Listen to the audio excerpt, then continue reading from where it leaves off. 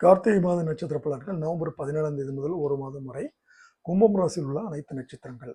முதலில் அவிட்டம் 3-4 பாதங்கள். கார்த்திகை மாதம் யோகமான மாதமாகும்.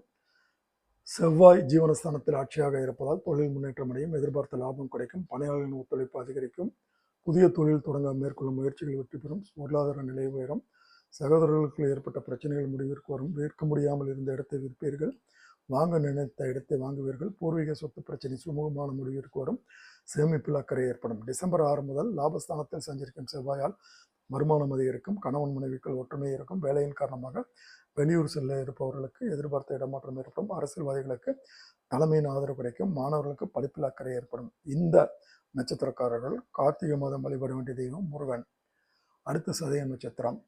கார்த்திகை மாதம் நன்மையான மாதம். ராசிக்குள் ராசிநாதன் சனி, யோககாரகன் ராகு சஞ்சரிப்பதால் நினைத்த வேலை நினைத்தபடி நடக்கும், புதிய இடம் வீடு வாங்கணும் முயற்சி வெற்றி பெறும்.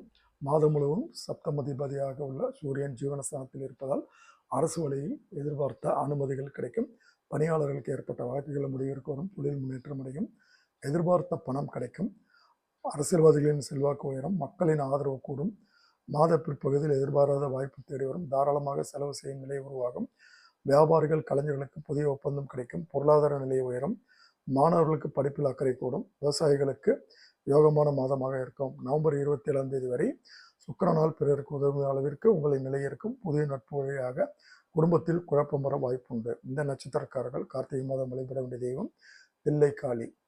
அடுத்து பூரட்டாதி 1, 2, 3 பாதங்கள். வரப்போகும் ஒவ்வொன்றையும் முன்னதாக அறிந்து அதற்கேற்றபடி செயல்படும் உங்களுக்கு கார்த்திகை மாதம் நிதானமாக செயல்பட வேண்டிய மாதம். குரு 6ஆம் இடத்தில் வக்கரமாகி இருக்கிறார். குரு வக்கரமடையும் காலத்தில் முன் ராசிக்குரிய பலன்களை தரக்கூடியவர் என்பதால் கடந்த மாதத்தில் இருந்து வந்த நெருக்கடிகள் விலகும், பொறுத்த வாக்கை காப்பாற்ற முடியும், பிள்ளைகளின் மீது அக்கறை உண்டாகும், புதிய வீட்டில் குடியேறும் நிலை உண்டாகும், சுப நிகழ்ச்சிகள் நடக்கும். மாதம் முழுவதும் சூரியன் ஜீவனஸ்தானத்தில் இருப்பதால் பணியாளர்களுக்கு எதிர்பார்த்த முன்னேற்றம் கிடைக்கும், இடமாற்றம் பதவி உயர்வுக்காக காத்திருப்பவர்களின் விருப்பம் நிறைவேறும், புதிய வியாபாரம் தொழில் தொடங்க நினைத்தவர்களுக்கு அதற்குரிய வாய்ப்பு கூடி வரும். டிசம்பர் 6 முதல் லாப செவ்வாயும் ஜீவன புதனும் புத ஆதித்ய யோகமும் உங்கள் நிலையை உயர்த்தும், உறவுகளும் நட்புகளும் ஆச்சரியப்படும் வகையில் செல்வாக்குகள் உண்டாகும், மாணவர்களுக்கு படிப்பில் ஏற்பட்ட தடைகள் விலகும், படிப்பில் ஆர்வம் கூடும்.